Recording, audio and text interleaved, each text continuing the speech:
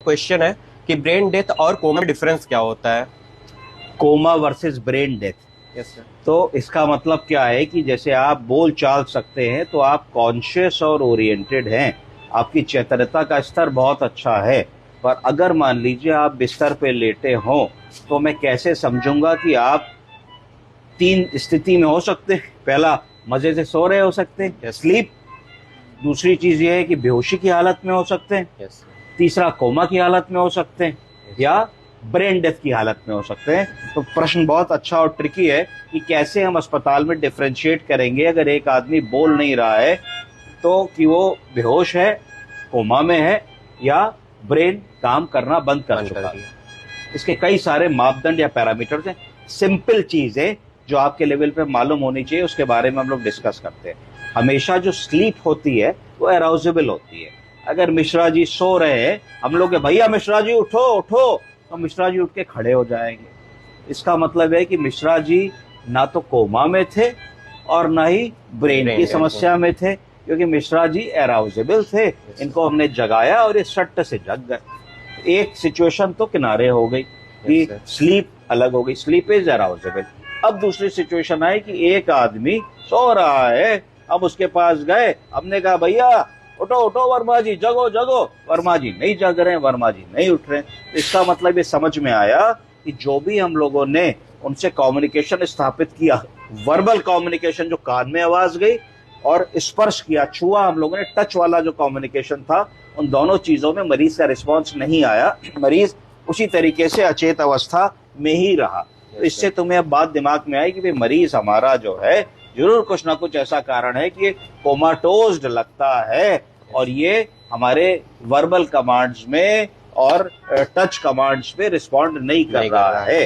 फिर अब आपने थोड़ी सी उसकी फाइल पढ़नी पड़ेगी, न्यूरोलॉजी का केस है, क्या है, उसका जीसीएस हुआ है कि नहीं, ग्लासगो कोमा स्केल में उसका कितना नंबर आ रहा है, कोई हेड इंजरी की बात तो नहीं हुई है, कोई न्यूरोलॉजिस्ट का इलाज तो नहीं चल रहा है, इत्यादि इत्यादि करना पड़ेगा।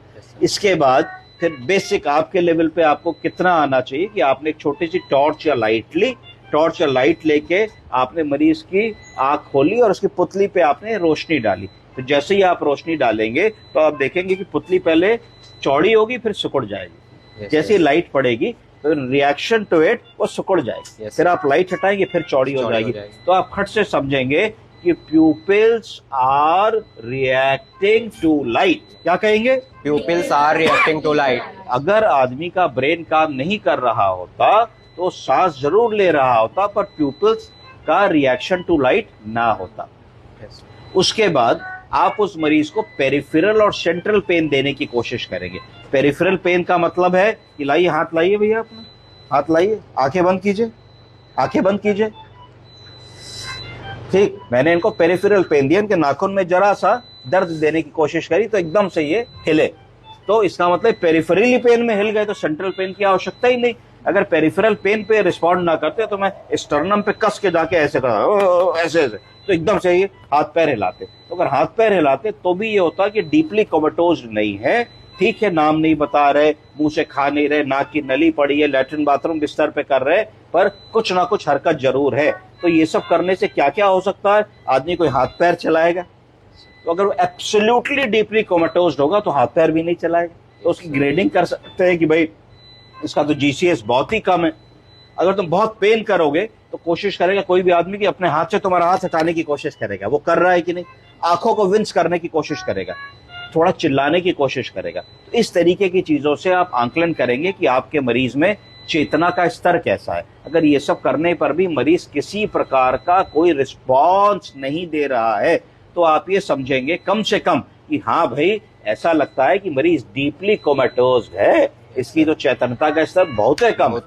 अब फिर फंसेगा कि चैतन्यता का स्तर कम है कि ब्रेन डेथ है। तो फिर उसके लिए और अलग अलग सिस्टम होते हैं समझने के कि भाई क्या सिचुएशन है ना, तो उसको और डिटेल में पढ़ना पड़ेगा। पर मोटा मोटा आप